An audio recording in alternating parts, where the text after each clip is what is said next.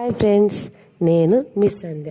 సమ్మర్కి పిల్లలకి స్నాక్స్ అయితే ప్రిపేర్ చేస్తున్నాను ఫ్రెండ్స్. ఇందుకోసం ముందుగా నేను కొన్ని పుట్నాలు తీసుకొని అందులో చిన్నులపాయలు కరివేపాకు యాడ్ చేసి లైట్గా వేడి చేసుకొని చల్లార్చుకొని గ్రైండ్ చేసుకోవాలి. ఇందులోనే కొంచెం జీలకర్ర కూడా యాడ్ చేసుకోవాలి. మరొక పక్క చిన్న మిక్సీ జార్లో ఒక 10 పచ్చిమిర్చిని మెత్తగా గ్రైండ్ చేసుకొని వాటర్ని స్ట్రెయిన్ చేసుకొని పక్కన ఉంచుకోవాలి.